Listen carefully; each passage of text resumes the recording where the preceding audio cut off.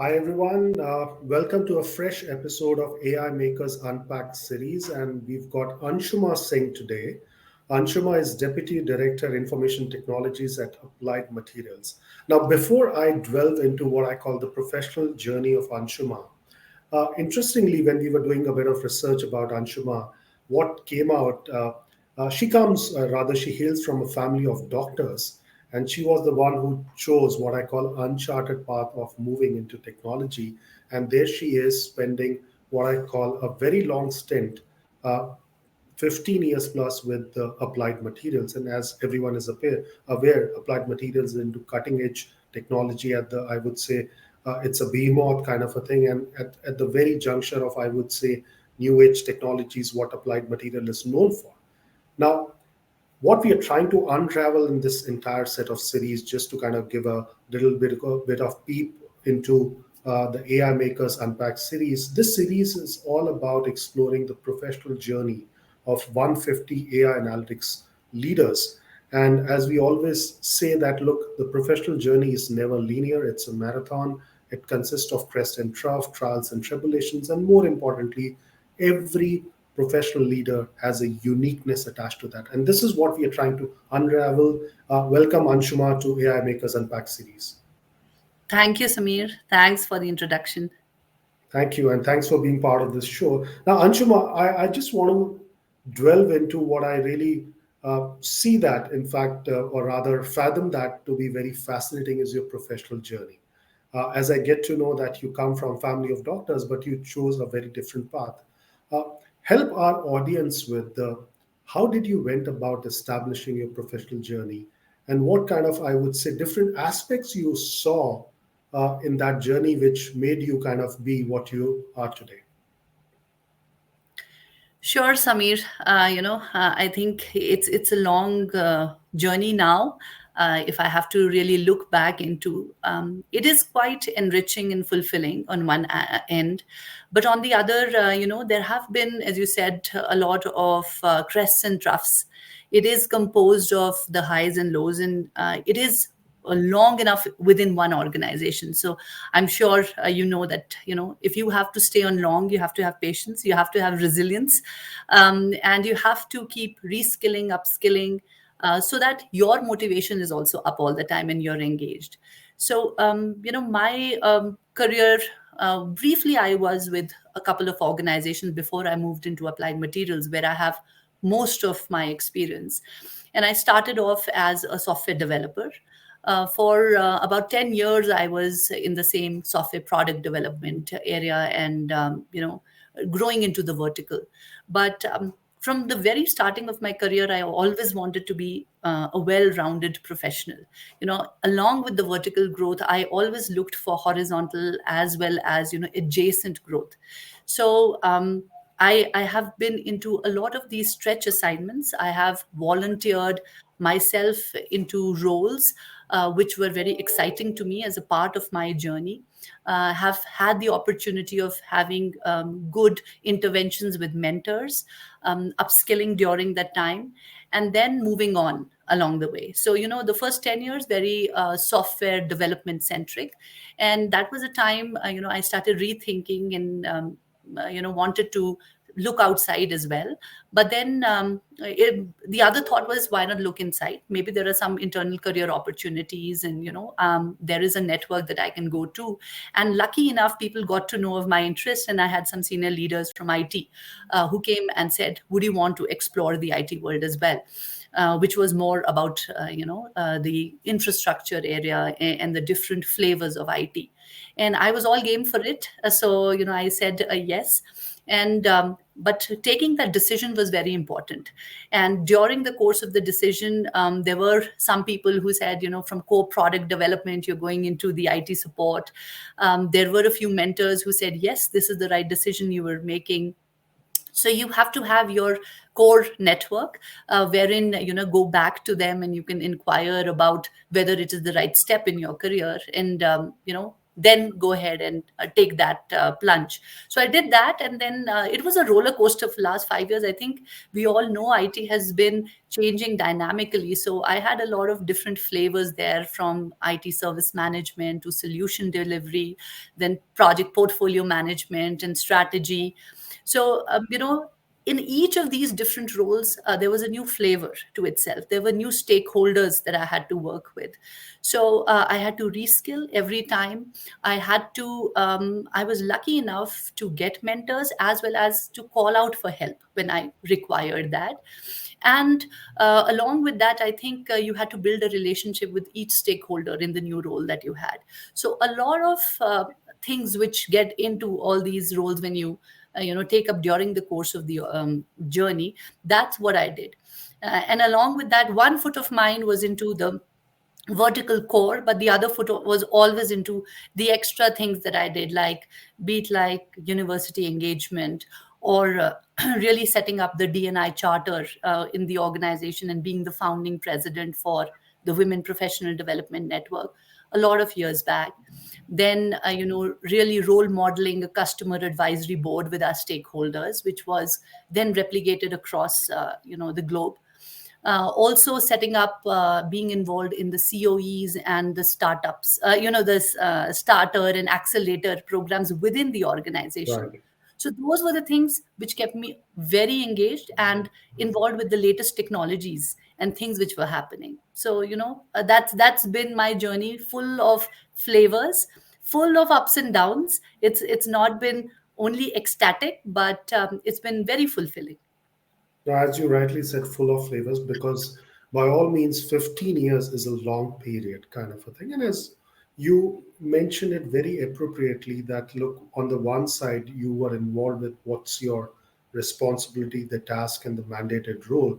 But on the other side, you took up the mantle of what I call these additional interventions and engagements, with which added, I would say, a new facet to your entire knowledge. But help me understand, Anshuman, this is where I want to double click to start our, I would say, more deeper conversations. Technology has been the most disruptive career choice one has ever made. I'm saying all across. And as you rightly said, as part of your conversation, it's dynamic, it's fungible, and one needs to be very, very topical to stay relevant. On this side, and specifically this is for the audience, and we have audience ranging from AI, analytics, data science, to even new age exponential technologies. What's your core understanding and experience in terms of keeping abreast in terms of the latest and greatest of technology? So there are a lot of things, Samir. We all believe in the 70-20-10 model. Mhm. 70% is on the job and 20% is via your peer network, and 10% is really when it comes to, your online learning platforms and other modes and tools for learning. And that's pretty much been my model as well. Whenever I've got into a new area, one is the initial seed work that you have to do, right? And that could be in the form of, online tools which are available, or the internal knowledge. When you're in an organization for so long, a lot of it is really the joint knowledge of the people, and you have to build on to what knowledge is possessed by people, right? There is no one person who has the knowledge. So a lot of work goes in really understanding the area that you're in, even from the technology perspective. So you have to go to the right people, the right experts, and understand. And obviously you don't have to become an architect every time, but you have to Right. have that much deep knowledge that you're able to take some wise decisions when it comes to really decision making. So one is the tool set and knowledge base that you go to. The other is peers, as I said, the people who are already in that field. Many a times when you take new roles, you're the new one and the others are really knowing more than you. So it's all about how you build a relationship with them, how you make them feel safe when you're learning from them, right? That is also very important. And then how you actually bring the knowledge back. once you've learned, what is the value that you're adding? At the end of the day, it's all about the value add that you're bringing in. Right. So people would be very happy and ready to share if they are seeing that it is a win-win for both of you. So you have to create an environment where it's both a win-win for you as well as for the other person. And then obviously on the job, the learning comes along. I have always asked for a mentor whenever I have gone into a new role, and I have been really lucky enough to get some of the best people in the world that I've worked with, as mentors, really grooming me into that role. So mentors who have, come in and helped with their learning. I have also reached out myself, sometimes to people who I think have done similar roles and understood the aspects of technology in there. But I would like to tell you, there is this very famous Dunning effect. Mm-hmm. When you come in, you feel that you know it all because you're all ignorant, and then after a while, the stark reality just comes on your face that yes, there is so much to be learned, and really a minuscule of it, and that is the dip. But after that, when you've done your due diligence and learned from all ever sources that you have an upward climb. So I think that's been my motto. I always feel that whenever you get into a new area, you just feel overwhelmed, you feel confused, but getting to the right tools, getting to the right people, and having the right mentors helps you learn that technology area. And then there's an upward climb from there. Awesome, awesome. Now, I think what I really liked about what you said, this 70-20-10, and also this uh, significance of mentorship and taking that particular aspect of mentorship on a very serious note, because whether it's giving mentorship or receiving mentorship, these are two different dimensions. And I'll come back on this particular piece and we'll actually dwell on that further. One of the things I want to touch upon now, which is a very striking feature in your career, Anshuma, is this long stint. 15 plus years is a long stint. And you mentioned as part of your narrative that uh, resilience, tenacity, a lot of that patience is required, because at the end of the day, things keeps on changing on the technology. Even the ask also goes up when you stay put in an organization in terms of a longish inning. But help us understand what kind of, I would say, aspects you faced in this journey. Of course, I'm sure it was never planned or designed kind of a thing, but now it is what it in terms of the time period. How did you go through this entire aspect of making yourself relevant? This whole period about, at some level, you also had these, I'm sure, periods where you said, oh, it's not working out or whatever. It happens Yeah. sometimes, kind of a thing. But Yeah. give us some sense around how this entire 15 years journey panned out for you. Yeah, you're very right, Samir. If you are human, you have all the emotions and all ups and downs True. in life. And there are many points in your career when you think that, this is really not working out, or, I'm not enjoying it as much as I was, right? It's very easy to run away. It's very easy to change your course. I think the resilience isn't staying on, improving yourself, and not that every time you have to do that. I think I was lucky enough that whenever I had such points in my career, I was able to get to the right set of people, to be able to communicate as to what my needs and desires for my personal and professional growth were at that point in time. And luckily, I was able to find opportunities. Not that every time I got them right away. You had to, wait and upskill for those opportunities as well. I remember in one of my mentoring sessions with a very senior leader, he said, journey is like steps. There is Mhm. a plateau and then there is a high. There's a plateau and there's a high. So when there is a plateau, that's the time you're building up for the high. So, when you're feeling low, that's the time you have to see where you want to reskill into or which area you have to go into. And it can be within the same organization, which happened in my particular case. And in many cases, I think people reskill and move out. But for me, I think the reskilling and the plateau period was the preparation for the next high or for the next jump, which was there. So I think it's a lot of introspection, a lot of the career is always directed by the individual. I wouldn't say it's ever directed by people or the organization outside of you. Very true. You take a call as to what you want to do with your career. And that's what I have done. There have been a lot of introspections on the way. I have charted out graphs in my discussion when I've said, this is what I was doing 5 years back. This is what I'm doing today. I don't see a big shift. What should I do next? Right. So those kind of um, I would say discussions where you are really seeing the trajectory of your growth and ensuring that you are getting the right inputs of skill set during the course is what I have been able to do. Awesome, awesome. Now, I think at any point of time you want to write a book, I could actually pick up the quote what you said, Anshuma. Running away was easy, but now I think that summarizes, I would say, this whole long stint. And you rightly said about these aspects. But one of the aspects I want to touch upon in detail, Anshuma, which is where you come from, and this is the whole world of what we call today GCCs, Global Capability Centers. But erstwhile, when you started working with applied materials, it was shared service centers, captive. There were nomenclature change. But one thing which has remained constant is the stakeholder management. Very crucial, very critical.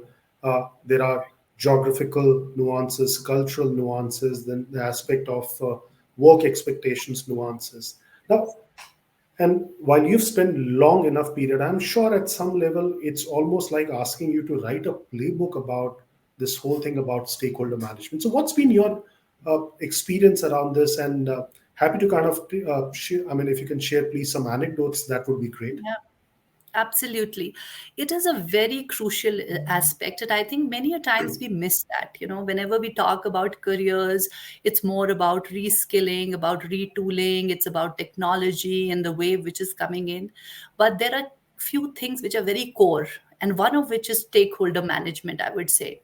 It can really make or mar your career, right? Yeah, And even though I say that, I've had a lot of resilience, and many times I've got feedback that I've had very good stakeholder management style, but I have faced heat even on that front, right? Because as you said, we work with a lot of cultures, we work with a lot of geographies, and we work with a lot of stakeholders, and sometimes you're not even aware that there are a few people who are your stakeholders, right? And I would say in the beginning of your career, you're like this youthful brook, just wanting to do everything. You're passionate about things. Sometimes you ignore what has been given to you. You really want to go out and get the results in place, but that's usually not what might be considered as a success. right. I have led programs where the end result was great, but maybe because of lack of stakeholder management or lack of communication, it wasn't considered that big a success. And there have been programs which we were not able to execute very well, but they were considered super success because the stakeholders were happy. They knew what were the problems that we faced. They were all aligned. So it becomes a very crucial step, the alignment with the stakeholders, understanding what is their expectation out of you. Very important aspect you touched on is the cultural aspect, because you have people from different geographies, and we being, the service providers for the larger part of the world, we need to know how to embrace different cultures. Right. And we have to really be very open and learn about that. So I'm glad that I always had that aspect of learning about new cultures, so it was always easy for me. I have not had any conflict there. But this is something that you learn as a part of your career, that whenever you take on big programs which are very collaborative in nature, there are bound to be a lot of stakeholders, and you have to really work on stakeholder management. And I think that was one area where I have improved. I had, some years back, I had got feedback that, some of the stakeholders are unhappy with your style of the way you're working. And then I worked upon that. Not that I changed my style entirely, but I understood the kind of culture where the people were coming from, Right. and modified it accordingly. And today, those people are probably the ones who speak best about me. So, you turn the tables, and that's what you probably seen a long journey, the ups and downs. You've had people who were probably not your greatest of supporters, but you've turned tables, and after 3 or 4 years, you see they are the ones who are probably your mentors, as well as even sponsors, going to places. So you really have to build on that, and crisp communication, as well as being very authentic, and really defining and the expectations and trying to meet them, and being transparent about things. Those have really helped me. Awesome, awesome. Now, I think again, these are all nuggets of what I call experience, which comes out because, as you rightly said, in this whole virtual world, being authentic is very important because you need to come across as a certain personality, as a certain person, and you can't fake it over a long period of time. So, I mean, True. just ensuring that you are what you are and incorporating those feedback is what I think is amazing what you said, Anshuman. One of the thing I want to ask you, and you mentioned about this in your earlier part of narrative, you took different initiatives and interventions and engagements to make yourself what you rightly mentioned, a well-rounded professional. Now, and these interventions, initiatives may look sometimes downstream, but in my own experience, they are very strategic, very, I would say, I mean, comes with a lot of bearing for the organization. Uh, what's been your experience? And specifically, we want to understand this. You had set up this AIML Center of Excellence, also created this whole committee and charter for DE&I kind of a thing. So, give us some sense around these initiatives, please. Yeah, they're very strategic. Mm. I would say that you are short sighted if you do not participate or support these initiatives, which a lot of people do. They really build your persona by leaps and bounds. The kind of network that you develop in an organization by being into such initiatives is way too high what you would do working in your vertical, as I say, right?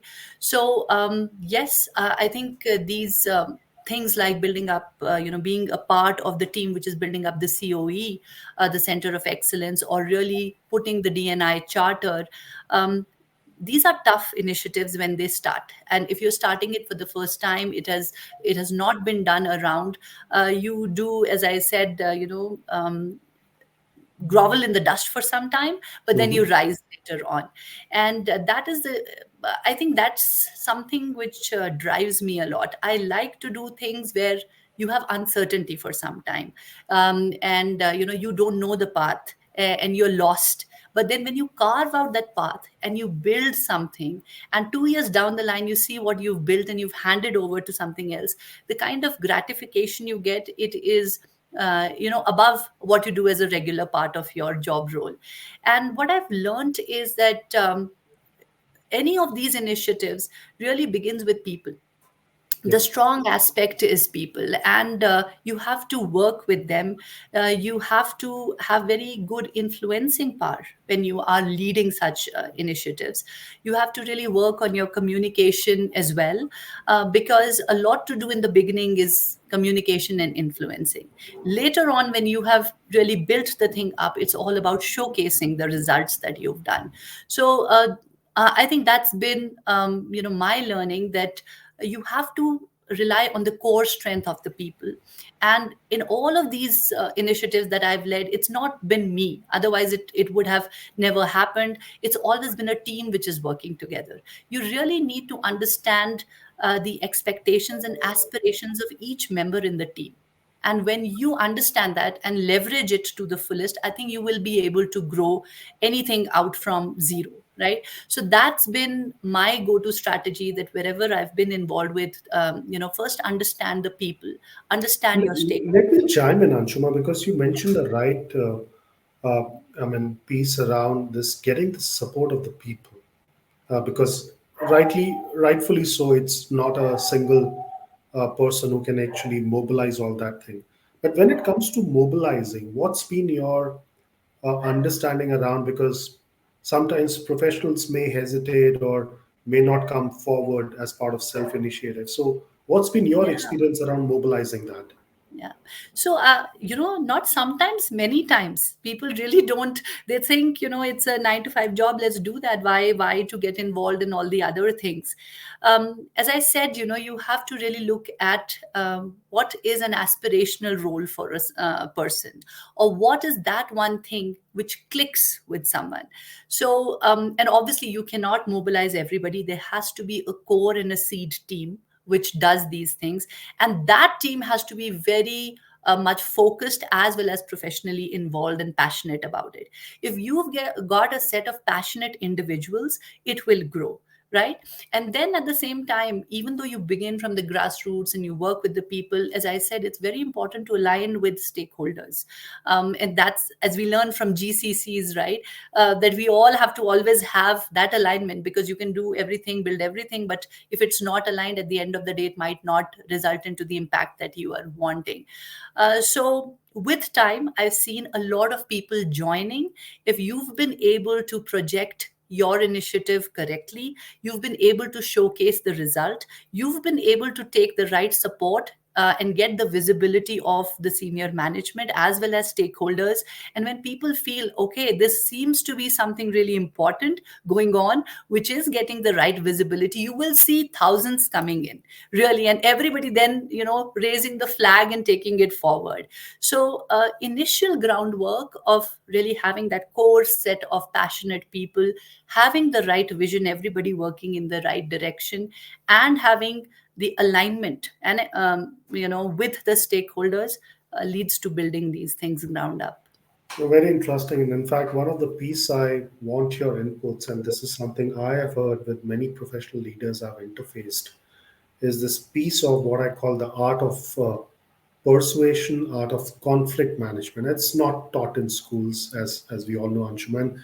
With the stakeholders you've dealt, Yeah. and these are different geographies, different cultures, different nuances.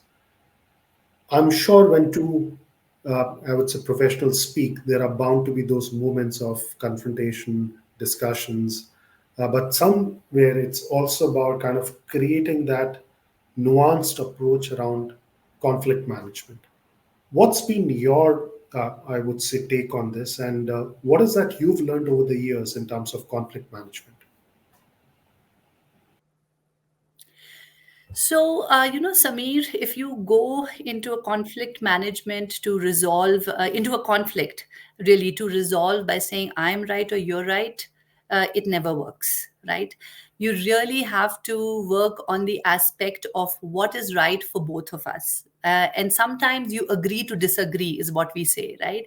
So it's all about, bringing transparency into what you're trying to do, clarifying the intent, and not really holding an individual against what you're doing, right? Sometimes we tend to go and make it a personal battle, which is not the case. I think if you really want to resolve, it is way beyond personal, and that's something that you really have to keep in mind. I've had a lot of conflicts in the past, but it's, at the end of the day, after a certain period of time, they have either got resolved or gotten into a state where we both feel better, and it has never become a personal thing. Had it been a personal thing, I think wouldn't have been able to resolve. So, I think that's my bottom line, that don't go with an individual in mind, go with the thought process, and then try and question that, bring transparent communication into it, and then resolve it at the end of the day for the organization's benefit. So whatever may be the result, and in the long run, people understand and they really like you. If you are a yes man or a yes woman, I don't think after a while people will value you, because you are not bringing something different to the table. Absolutely. These conflicts are also interesting, as well as they I think creative solutions come out of conflicts. So it is important to go there, but ensure that the intent with which we are going, and the final motto that you want to achieve, which is going to be in the good interest of the organization, is what you should keep in mind, and leave the personal bit out. Yeah. And rightfully so, Anshuma, because earlier you also mentioned about being authentic and absolutely being transparent. And one of the thing which I'm picking up from you is not to evade this, because if a situation builds up, you got to face it. I mean, at the end of the day, it's all professional. I mean, aspect of managing those situations, and evading may actually aggravate that particular situation to a next level, rather. Absolutely. And, Samir, I think that it is always in the best interests to be authentic and outspoken. Um, at the same time, not be rude. Be True. outspoken, speak your mind, but if you evade it, I think it becomes even worse. It sours more with time. So you should definitely go ahead and resolve it.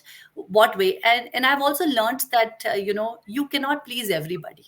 you know uh, Yes. in the initial stages of my career, I would become very unhappy when I'll have a conflict with someone, and I'll get back, and it would be like a prick in my heart that we've had this fight. I mean, it's not a fight but a conflict. True. And I'm now losing the relationship, maybe.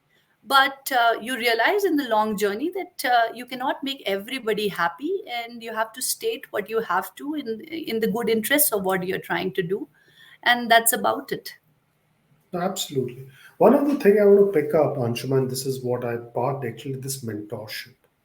Now, mentorship over the years have also changed actually. I mean, it's gone through different, I would say, layers, because one aspect you rightfully mentioned is providing mentorship.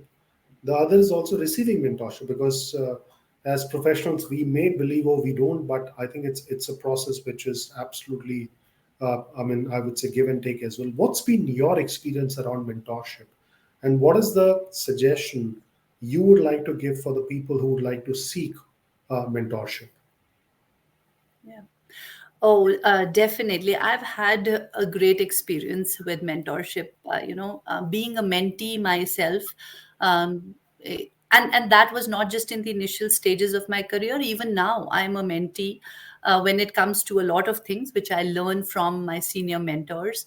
And it's been very fulfilling. The mentors wouldn't really give you solutions, right? They would not say do this. They would help you take solutions. They would help you clarify your thoughts, which is very important. Many a times we think that we go to a mentor, we will probably get the answers, which is not the case. It helps you get clarity of thought. You get a lot of happiness out of what you've done at the end of the day. So that's been my experience as a mentee. And I would definitely say that if you want to give back, there are various ways of giving back, but in your professional journey, do give back in the form of mentorship. At the end of the day, the happiness that I get from an email which came from a mentor of mine saying that I was able to make a career switch from an admin role into a technical program management role is really of more value than maybe the product release that I had. So it is way too highly satisfying when you see people grow and get empowered and do well in their careers. Therefore, giving back is a very important part of your career, which really brings in a lot of satisfaction. But to people who are looking for mentorship, I think a lot of people have hesitation as to Hmm. how should I approach. Just go ahead and do it. Maximum a person will say is no. And I'll tell Right. you frankly, a lot of people will never say no. Most of the people will never say no, right? It is that initial hesitation that you have. And you don't have to formally always call it as a mentorship program, which scares a lot of people I've seen. You can just go and say, I want to just pick your brain. I want some advice on a few items, and probably build up on that, and that's going to help you in the journey. So go ahead. And mentorship need not be with only seniors. Right. There is so much that I have seen value adds through peer mentorship, which is invaluable. So I would say, go back to your peers, and take that one small step forward. Ask for help. You will not get belittled by that. I think people will really appreciate that you're serious about your job and you want to do well, and they will come and help you. So I would say, take that leap and go ahead. clarify why you want that relationship, because many a times people say I want mentorship, but for what? You really have to tell them what are you going for. So have a crisp, clear objective in mind as to why you want to go for mentorship, and take that leap of faith. I'm sure you will never come disheartened. You'll be satisfied with whatever you get. Awesome. Any professional regrets, Anshuma, so far? No, I wouldn't say regrets as such, but there are so many learnings, Samir, Hmm. all through the journey. When I think back, I could have done things better because I learned that during the course. But if I had not made mistakes, probably I had not learned. But something that I continuously want to work on is the work-life integration. I don't know, it's not a regret, but every time you feel probably, I want to do better at that. So I think I'm improving, but that's one area I would really want to keep improving. Absolutely. And if one, you have to pick up one word, and this is should be coming straight from the heart. One word which you have to pick up, the way your peers or colleagues describe you, what that would be. Okay. I'm not sure. Nobody has come up with one word, but I'm putting you yeah, on the spot. So. yeah. I think I've heard a lot on my passion. So, people have said that, or the energy that you bring along. I think that's what I've heard from a lot of people, the passion and the energy. So maybe that's really getting back to the same word. That's what I've heard. No, absolutely, we can feel that, Anshuma. The way I think in the last 35, 40 odd minutes, I think one of a very interesting session, in fact, we've been part of, and I'm privileged to have you actually go for this session because pulsating, I mean, and let me tell you, for the audience, these sessions are never, I would say, rehearsed or tutored. We just go live, Yeah. and the whole aspect, which I think you can pick up from Anshuma, is the nuggets of information. A lot of the succinct kind of, let's say, anecdotes what she provided was absolutely coming from her experience. Now this is what I always say: when professionals goes through those hard grind of their journey all along, these nuggets become, I would say, the wisdom which flows out. And tomorrow when you have to see this clip, maybe 5 years down the line, I can tell you many of those concepts, many of that things will be relevant. But Anshuma, thank you so much for this session, because something I think I always say that these are all very, very good learnings which came out. And once stitched together, it becomes absolutely very, I would say, a playbook for the professionals to follow. But thank you so much for your time. Really appreciate you being part of AI Makers Unpacked series.